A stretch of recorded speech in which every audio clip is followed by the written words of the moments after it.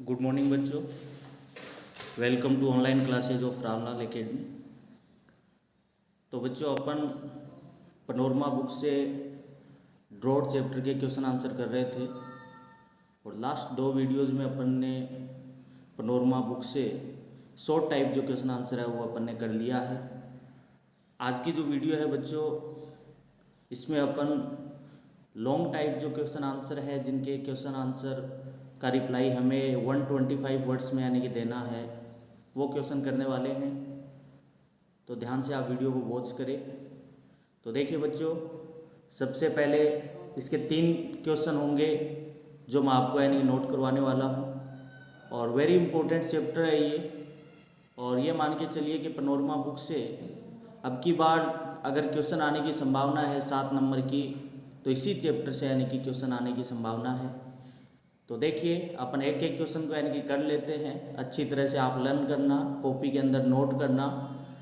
तो ये जो चैप्टर चल रहा है बच्चों, ड्रॉट चैप्टर से ही चल रहा है, जिसके अपन 6 वीडियो चैप्टर की मैं आपको यानी कि सेंड कर चुका हूँ और 2 video short type question answer की सेंड कर चुका हूँ। आज की जो वीडियो है इसके अंदर अपन बच्चों क्या करेंगे, यानी कि लॉन्ग टाइप जो क्वेश्चन आंसर है वो करने वाले हैं। तो इसमें यानी कि देखिए आपके क्वेश्चन आएगा कि answer the following question in 125 words each, कि प्रत्येक यानी कि पर्सन को यानी कि 125 शब्दों के अंदर लिखिए। यहाँ पे तो मैं 3 लिख रहा हूँ, लेकिन एग्जाम में आपके जो क्वेश्चन आने वाले हैं बच्चों, एग्जाम के अंदर 2 क्वेश्चन आएंगे इस बुक से, बड़े क्वेश्चन, और 2 में से आपको एक करना होगा। और अब की बार के लिए जो आने की संभावना है इस बुक से, वो सबसे ज़्यादा जो संभावना है वो ये क्वेश्चन की है कि draw a character sketch of Gafoor, कि draw a character sketch of Gafoor, कि गफूर का यानी कि कैरेक्टर स्केच ड्रा कीजिए। तो गफूर जो कि यानी कि आपको यानी कि दिख रहा है पिक के अंदर, इसका कैरेक्टर स्केच चरित्र चित्रण करना है, या गफूर किस टाइप का यानी कि पर्सन था, कैसा भी पूछा जा सकता है गफूर के बारे में। तो आप यानी कि बहुत अच्छे तरह से यानी कि लिख सकते हो, क्योंकि आपने चैप्टर जो पढ़ा है। तो देखिए गफूर क्या है, is the central character of the story. Gafoor क्या है बच्चों, is the central character of the story drought, की जो कहानी ड्रॉट है इसका यानी कि सेंट्रल कैरेक्टर है, केंद्रीय यानी कि मुख्य यानी कि पात्र है। और जो कि स्टोरी ड्रॉट है जो कि रिटन बाय शरत चंद्र चटर्जी, और ये किसके द्वारा यानी कि लिखा हुआ है, शरत चंद्र चटर्जी के द्वारा लिखा हुआ है। तो ठीक है बच्चों, कि गफूर क्या है, सेंट्रल कैरेक्टर है ऑफ द स्टोरी का, स्टोरी जिसका नाम क्या है ड्रॉट, और जो कि किसके द्वारा लिखी गई है, शरत चंद्र चटर्जी के द्वारा। उसके बाद अपन उसका कैरेक्टर कैसा है, कैसा दिखता है, वो अपन उसकी अगर चर्चा करें तो वो देखिए बच्चों कि he is a poor weaver, कि वो क्या है, एक गरीब जुलाहा है, वो क्या है, एक गरीब जुलाहा है। और he lives in A village, और वह कहाँ रहता है, एक गाँव में रहता है, विद हिज मदरलेस डॉटर, किसके साथ, अपनी मदरलेस डॉटर के साथ। ठीक है बच्चों, अगर पास्ट में अगर आप इस क्वेश्चन को करना चाहो तो आप पास्ट में भी कर सकते हो कि वह क्या था, कि वह ही वॉज पुअर व्यूअर, वह क्या था, गरीब व्यूअर था। प्रेजेंट में करना चाहो तो आप इसको प्रेजेंट में भी कर सकते हो। ठीक है, तो ये लाइन अपन ने पढ़ ली कि ही लिव्स इन विलेज, वह गाँव में रहता है, विद हिज मदरलेस डॉटर, अपनी यानी कि मदरलेस डॉटर जिसका नाम क्या था बच्चों, आमीना, उसके साथ रहता है। और एंड ए बुल, और एक बैल के साथ रहता है जिसका नाम क्या था बच्चों, जिसका नाम, बैल का नाम था महेश। ठीक है, और drought has affected his fields badly. अब आगे क्या लिखेंगे कि ड्रॉट ने यानी सूखे ने अफेक्ट कर दिया उसके खेतों को बैडली, बुरी तरीके से। ठीक है, उसके बाद क्या लिखोगे, एज ए रिजल्ट, परिणाम स्वरूप, यानी जैसे ही ड्रॉट क्या होता है, सूखा पड़ता है, उसके खेतों को बुरी तरह प्रभावित करता है। और एज ए रिजल्ट, और परिणाम स्वरूप क्या होता है, ही फाइंड्स इट डिफ़िकल्ट, और वह क्या पाता है, डिफ़िकल्ट पाता है, बड़ी कठिनाई पाता है, टू फीड हिमसेल्फ, अपने आप को खाना खिलाने में डिफ़िकल्टी यानी कि होती है। और साथ ही में किसको खाना खिलाने में, हिज डॉटर, अपनी डॉटर को, एंड हिज बुल महेश, और किसको, अपना जो बुल यानी कि बैल जो महेश था उसको खाना खिलाने में उसे क्या होती है, उसे खाना खिलाने में यानी कि डिफ़िकल्टी महसूस करता है। ठीक है, उसके बाद आगे की लाइन लिखे कि he loves the bull Mahesh as his son, कि वह प्रेम करता है महेश यानी जो बुल था उसको अपने बेटे के रूप में यानी कि प्रेम करता है। दो यद्यपि he has to beg rice, यद्यपि वह क्या करता है, he has to beg rice water, वो राइस वाटर यानी कि बेग करता है चावल के पानी को, यानी कि वह याचना करके लाता है फ्रॉम किस से, हिज नेबर से यानी अपने पड़ोसियों से, टू फीड इट उसे खिलाने के लिए। ठीक है बच्चों, ही डजंट थिंक और वह नहीं सोचता है ऑफ सेलिंग इट उसे बेचने की इन द केटल मार्केट, कि वह नहीं सोचता है कि वह उसको यानी कि केटल मार्केट में बेचे, ऐसा बिल्कुल नहीं सोचता है।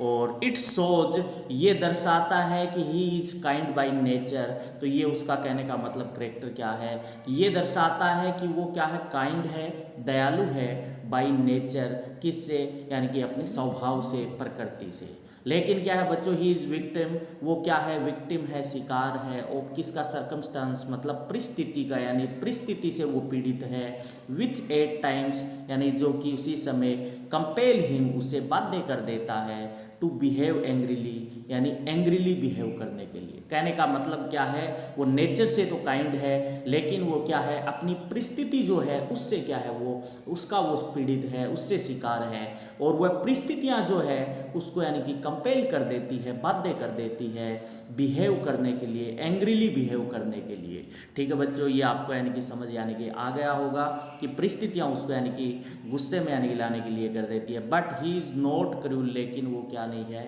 यानी निर्दयी नहीं है। मतलब क्या है, परिस्थिति उसे यानी कि गुस्से वाला आदमी बना देती है, लेकिन वो रियल में क्या नहीं है, क्रूल नहीं है, वो महेश से बहुत ज़्यादा प्रेम करता है। और ही स्लेप्स हिज डॉटर अमीना, और वह अपनी डॉटर अमीना को थप्पड़ भी लगाता है, फॉर नॉट गेटिंग किसके लिए, एनीथिंग कि वह कुछ नहीं प्राप्त किया, टू ईट यानी कि खाने के लिए, एंड ड्रिंक यानी पीने के लिए। जब उसे खाने के लिए और पीने के लिए कुछ नहीं मिलता है तो वह यानी कि गुस्से में हो जाता है, और वह क्या करता है, अपनी बेटी के यानी कि थप्पड़ भी लगा देता है। ठीक है बच्चों, बट द नेक्स्ट मोमेंट देखिए अगले ही क्षण वह क्या होता है, he is filled with remorse, वह किस से भर जाता है, रिमोर्स पश्चाताप से भर जाता है। He is filled with remorse, वह किस से भर जाता है, पश्चाताप से भर जाता है, फॉर बिहेविंग लाइक दैट ऐसा बिहेव करने के कारण, कि अपनी बेटी के साथ ऐसा जो बिहेव किया वो रिमोर्स से भी भर जाता है। तो और देखिए at the end of the story, और स्टोरी के अंत में ही बिहेव्स वायलेंट, और वह हिंसक बिहेव करता है, व्हेन ही हियर्स जब वह सुनता है, क्या सुनता है, श्रिक ऑफ हिज डॉटर, अपनी डॉटर अमीना की चीख सुनता है, तो वह हिंसक हो जाता है, एंड हिट्स महेश, और वह महेश को हिट करके टू डेथ उसे मार देता है। ठीक है बच्चों, और ही फील्स हिमसेल्फ, और वह स्वयं महसूस करता है, कैसा महसूस करता है, हेल्पलेस महसूस करता है, इन द विलेज गांव के अंदर, एंड डिसाइड्स और वह निश्चय करता है, टू लिव द विलेज कि वह विलेज को यानी कि छोड़ दे, विद हर डॉटर के साथ, in the dark hour of the night यानी आधी रात को ही। और लेकिन बच्चों वो क्या है, ही इज ट्रू है, ट्रू हॉनेस्ट मैन, वह एक सच्चा ईमानदार आदमी है, ऑफ सेल्फ रिस्पेक्ट वाला यानी कि खुद का यानी कि आत्मसम्मान वाला यानी कि आदमी है। और he lives his drinking bowl, वह अपना पानी पीने का कटोरा और ब्रास प्लेट भी छोड़ देता है, इन हट झोंपड़ी में, टू पे द प्राइस यानी कि क्या पे करने के लिए, प्राइस ऑफ हिज पेनेंस, अपना यानी कि जो पेनेंस है, अपना प्रायश्चित है, उसका भुगतान करने के लिए उनके पास एकमात्र यानी जो खजाना था वो भी वहीं पे छोड़ देता है। तो बच्चों आपने ये गफूर का करेक्टर स्केच यानी कि अच्छी तरह से पढ़ लिया होगा। अगर फिर भी आपको कोई समस्या हो तो आप मुझे यानी कि ज़रूर बताइए। वेरी इंपॉर्टेंट क्वेश्चन है, क्वेश्चन के आगे वेरी वेरी इंपॉर्टेंट लिख लेना, और सारे स्टूडेंट्स के यानी कि ये क्वेश्चन आंसर है, ये जो क्वेश्चन है वो सबके तैयार होना चाहिए। ठीक है बच्चों, एक क्वेश्चन अपना यानी कि पूरा हुआ। अगर आपको वीडियो अच्छी लगी है तो वीडियो को लाइक करें, सब्सक्राइब करें चैनल को, अगर अभी तक आपने नहीं किया है तो फ्रेंड को शेयर करें। ठीक है बच्चों, अब अगला जो क्वेश्चन है वो इसी से है, वो देखिए अगला जो क्वेश्चन यानी कि रहने वाला है वो है कि describe the attitude of Shibu Babu, Shibu Babu का एटीट्यूड यानी कि बताइए, वर्णन कीजिए, टुवार्ड्स द विलेजर्स, किसके प्रति, गांव वालों के प्रति। पिक के माध्यम से भी यानी कि बच्चों आप देख सकते हो, शिबू बाबू और तारक रतन की यहाँ पे पिक देने की मैंने कोशिश की है। तो देखिए Shibu Babu was the landlord of the village Kashipur, कि शिबू बाबू कौन था, लैंडलॉर्ड था, जमींदार था, किसका, ऑफ द विलेज काशीपुर, गांव काशीपुर का यानी कि जमींदार था। ठीक है बच्चों। और हिज क्रूल एटीट्यूड, उसका जो निर्दयी जो एटीट्यूड था टुवार्ड्स द विलेजर्स, गांव वालों के प्रति, रिप्रेजेंट्स, वो रिप्रेजेंट करता है, प्रस्तुत करता है the cruel attitude of the, किसका, निर्दयी एटीट्यूड ऑफ लैंडलॉर्ड्स, जमींदार का यानी कि निर्दयी एटीट्यूड को रिप्रेजेंट करता है इन द कंटेम्प्रेरी सोसाइटी, समकालीन समाज में, वर्तमानकालीन समाज के अंदर। तो कहने का मतलब क्या है कि शिबू बाबू है वॉज द लैंडलॉर्ड, वो क्या था यानी कि लैंडलॉर्ड था ऑफ द विलेज काशीपुर, गांव यानी कि काशीपुर का। शिबू बाबू क्या था यानी कि वॉज द लैंडलॉर्ड, जमींदार था किसका यानी कि विलेज काशीपुर का। और हिज क्रूल एटीट्यूड, और उसका जो निर्दयी जो एटीट्यूड था गांव वालों के प्रति, वो रिप्रेजेंट करता है, क्या प्रस्तुत करता है, द क्रूल एटीट्यूड यानी निर्दयी जो एटीट्यूड है जमींदार का इस कंटेम्प्रेरी सोसाइटी के अंदर, यानी कंटेम्प्रेरी सोसाइटी के अंदर यानी जो जमींदार का निर्दयी जो एटीट्यूड है उसका यानी कि वो प्रस्तुत करता है। और most of the villagers were the sharecroppers of Shibu Babu. अब आगे क्या लिखोगे कि ज़्यादातर जो गांव वाले थे यानी कि वो क्या थे, शेयर क्रॉपर्स, बटाईदार थे। किसके बटाईदार थे, यानी शिबू बाबू के यानी बटाईदार थे। ये बटाईदार क्या होता है ये इंडिगो चैप्टर में अपन पढ़ चुके हैं। और दे हैड टू पे, और उन्हें पे करना पड़ता था, उन्हें यानी जमींदारों को यानी जो शेयर क्रॉपर्स है उनको पे करना पड़ता था 1 पार्ट ऑफ देयर क्रॉप, यानी अपनी क्रॉप का एक हिस्सा उसे यानी कि पे करना पड़ता था, किसको, एवरी ईयर, प्रत्येक साल। और during the condition of drought, और ड्रॉट के यानी हालात के दौरान भी villagers had to bear, villagers है उन्हें बियर करना पड़ता है द बीटिंग, क्या बियर करना पड़ता है, beating and torture of the landlord. यानी ड्रॉट पड़ा हुआ है फिर भी यानी कि गांव वालों को क्या सहन करना पड़ता है, उनकी जमींदार के हाथों से मार खानी पड़ती है और उनके हाथों से टॉर्चर होना पड़ता है। ठीक है बच्चों। अब आगे अपन क्या लिखेंगे कि when Gafoor was to receive his share of straw from Shibu Babu, कि जब Gafoor was to receive, Gafoor क्या था, रिसीव करने वाला था, क्या रिसीव करने वाला था, हिज शेयर, अपना हिस्सा, ऑफ स्ट्रॉ मतलब घास का अपना हिस्सा प्राप्त करने वाला था, किससे, शिबू बाबू से।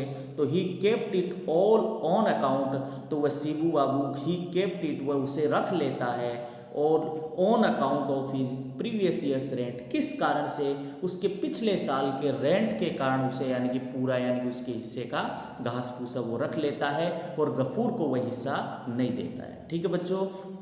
उसके बाद अगली लाइन देखिए, Shibu Babu did not think about the forthcoming, कि शिबू बाबू है उसने नहीं सोचा, किसके बारे में नहीं सोचा, about the fourth coming miserable, आगे होने वाली जो मिजरेबल कंडीशन है गफूर की और उसकी डॉटर की, उसके बारे में नहीं सोचा। मतलब उसके हिस्से का घास फूस उसने रख लिया शिबू बाबू ने, और शिबू बाबू ने नहीं सोचा कि यानी कि आगे क्या मिजरेबल कंडीशन होने वाली है गफूर की, क्या दयनीय हालत होने वाली है गफूर की, उसके बारे में उसने नहीं सोचा। और उसकी डॉटर की यानी कि दयनीय हालत होने वाली है उसके बारे में नहीं सोचा।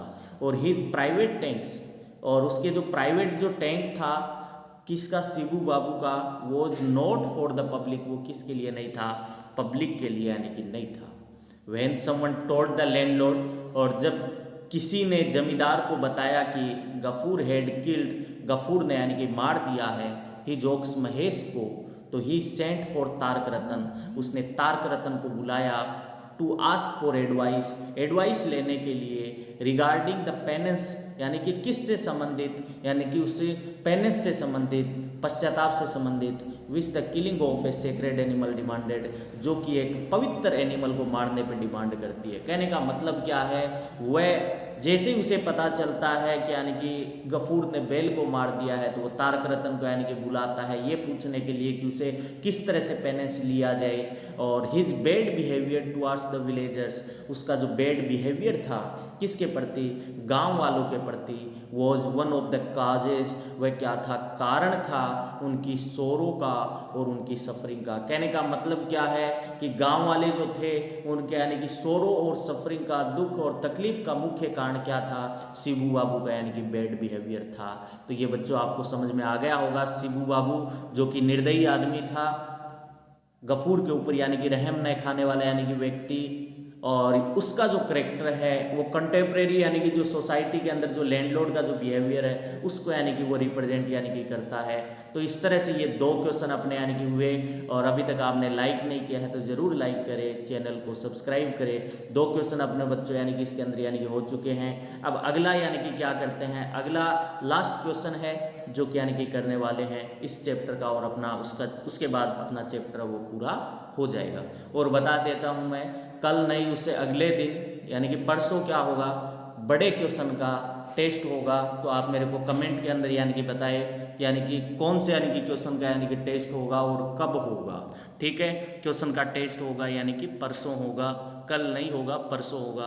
तो देखिए बच्चों, अगला जो क्वेश्चन है वो है कि ड्रा एक ग्राफिक पिक्चर, कि क्या कीजिए, एक ग्राफिक पिक्चर ड्रा कीजिए, एक सजीव चित्रण कीजिए किसका, ऑफ इंडियन समर का, यानी कि भारतीय ग्रीष्मकालीन का यानी कि गर्मी का यानी कि ग्राफिक पिक्चर ड्रा कीजिए as depicted by the writer, जो कि डिपिक्ट किया गया है, चित्रित किया है किसके द्वारा, राइटर के द्वारा। कि एक ग्राफिक पिक्चर बताइए, सजीव चित्रण कीजिए इंडियन समर का, जो कि डिपिक्टेड यानी कि डिपिक्ट किया गया है बाय द राइटर, राइटर के द्वारा।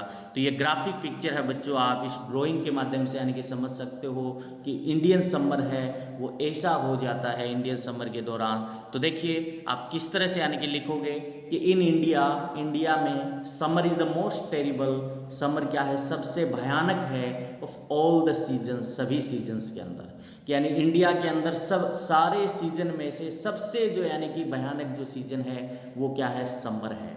ठीक है, गर्मी है। और इसके अंदर यानी कि क्या है, जो कि यानी कि शुरुआत के अंदर पैराग्राफ आया था उससे अपन ने लाइन ले ली है कि field stretching out to the horizon, कि खेत है वो फैले हुए थे, कहाँ तक फैले हुए थे, होरिजन तक, क्षितिज तक यानी कि फैले हुए यानी कि दिखाई दे रहे थे। और लुक्स टू, और ऐसा नजर आता है कि हैव ब्रोकन अप, और वह जो खेत है वो ब्रोकन अप यानी कि टूट चुके हैं, इनटू टेंस ऑफ थाउजेंड्स, यानी कि इनसे 10,000 फिशर्स मानी टुकड़ों के अंदर या दरारों के अंदर, इन द बर्निंग ब्लेज, धधकती हुई आग के अंदर। जैसे यानी कि फिशर्स किसको बोलेंगे, जैसे इस पिक्चर के अंदर आपको यानी कि दिख रही है कि ये जो जमी है वो किस तरह से यानी कि हजारों यानी कि टुकड़ों के अंदर यानी कि टूटी हुई है, ये दरारें पड़ी हुई है, आपको यानी कि दिख रहा होगा ये दरारें। तो ये इसी को फिशर्स बोला जाता है कि इंडिया में समर है वो सबसे टेरिबल है सभी सीजन में, खेत है वो यानी होरिजन तक फैले हुए हैं, और ऐसा लगता है जैसे कि यानी कि क्या है 10,000 यानी कि फिशर्स के अंदर ये क्या है, टुकड़े हुए हैं, इन द बर्निंग ब्लेज, धधकती हुई आग में। ठीक है, उसके बाद अगर देखें, इट लुक्स, और ये दिखता है एज दो, जैसे कि लाइफ ब्लड यानी जीवन रक्त, ऑफ किसका, मदर अर्थ यानी कि मातृभूमि का जो जीवन रक्त है, वॉज अनसीजिंगली फ्लोइंग, वो निरंतर बहता जा रहा है, out throw them as smoke यानी कि धुएं के रूप में। कि कहने का मतलब क्या है, इस यानी कि समर के अंदर या उस ड्रोट के अंदर ऐसा लगता है कि मदर जो अर्थ है उसका यानी जो जीवन रक्त है वो क्या है, स्मोक के रूप में बहता जा रहा है। मतलब जीवन रक्त हमें दिखाई नहीं दे रहा है, लेकिन उस धधकती आग में ऐसा लगता है जैसे कि वो जीवन रक्त है वो यानी कि बहता जा रहा है, अदृश्य होकर के बहता जा रहा है। और इफ वन गेज, अगर कोई गेज करता है, मतलब उस इंडियन समर को यानी कि अगर कोई देखता है, उस धरती माता को देखता है गर्मी के समय, लॉन्ग, अगर लंबे समय तक यानी कि उसे कोई देखता है, इट्स राइजिंग फ्लेम, उसकी उठती हुई लपटों को देखता है, तो ये जो उठती हुई जो लपटें हैं धरती माता की, जो कि धधकती आग के कारण हो रही है, इट लीव्स हिम, ये उसे यानी कि छोड़ देता है, एज इट वर, जैसे कि वो डेज्ड विद ड्रंकनेस, जैसे कि वो ड्रंकनेस की हालत में, शराब की हालत में यानी कि वो डेज्ड हो, एकदम हक्का बक्का हो, अचंभित हो। कहने का मतलब उसे ऐसा लगता है कि अगर वो उस यानी कि इंडियन समर के अंदर यानी वो खड़ा हो जाता है तो ऐसा लगता है जैसे कि वो एक शराब के नशे में यानी कि खड़ा है, ऐसा यानी कि उसे यानी कि लगता है। और it was nearing the end of May, और ये क्या था बच्चों, यानी कि it was nearing the end of May, लगभग मई के एंड का समय था, but not a patch of cloud, लेकिन बादलों का एक भी टुकड़ा कुड बी सीन, नहीं देखा जा सकता था, इन द स्काई, आसमान में। ठीक है बच्चों, और द रेनलेस, वर्षा रहित जो फर्मामेंट यानी कि जो आकाश था, वो प्योर्ड फायर, वो क्या उड़ेल रहा था, वो आग उड़ेल रहा था। वर्षा रही थी यानी कि जो क्या था, यानी कि फर्मामेंट था, यानी आकाश था, वो प्योर्ड फायर, आग उड़ेल रहा था। और there was great sun heat, और वहाँ बहुत ज़्यादा क्या थी, सन हीट थी, सूर्य की यानी कि गर्मी थी। द वाटर सोर्सेज है ड्राइड अप, और पानी के जो स्रोत थे वो सूख गए थे। और द पेडी और हेड ड्राइड अप, और जो धान था, खाने का अनाज था, वो भी सूख गया था। इन द फील्ड्स, खेतों में, ड्यूरिंग द ड्रोट्स यानी ड्रोट के दौरान, इन द लास्ट 2 ईयर्स पिछले यानी कि 2 सालों के अंदर। और एवरी वन प्रेड, सब जने यानी कि प्रेयर कर रहे थे फॉर रेन के लिए, कि बारिश हो, to get rid of drought, और क्या हो, ड्रोट से उसे क्या मिले, छुटकारा यानी कि मिले। तो बच्चों ये अपना जो चैप्टर था ड्रोट, ये आपका पूरा हुआ, और आपने यानी कि अच्छी तरह से वीडियो को वॉच कर लिया होगा। फिर भी अगर आपको कोई क्वेश्चन में दिक्कत हो, समस्या हो, तो आप मेरे पर्सनल नंबर पे यानी कि पूछ सकते हो आप। और जो क्लास अटेंड कर रहा है वो अपना नाम जरूर लिखे, और साथ में यानी कि टेस्ट कब होगा, टेस्ट का टाइम और कौन से क्वेश्चन आएंगे वो भी ज़रूर बताएं। और वीडियो अगर आपको अच्छी लगी है तो लाइक करें, चैनल को सब्सक्राइब करें और अपने दोस्तों में शेयर करें। उम्मीद करता हूँ बच्चों आज की क्लास आपको यानी कि समझ आ गई होगी, और ये आपका जो चैप्टर है वो भी यानी कि पूरा हो गया है।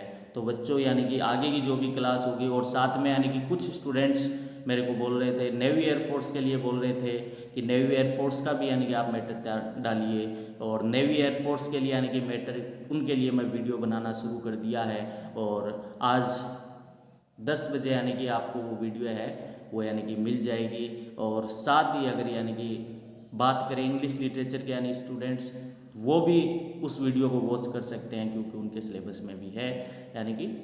और थैंक यू।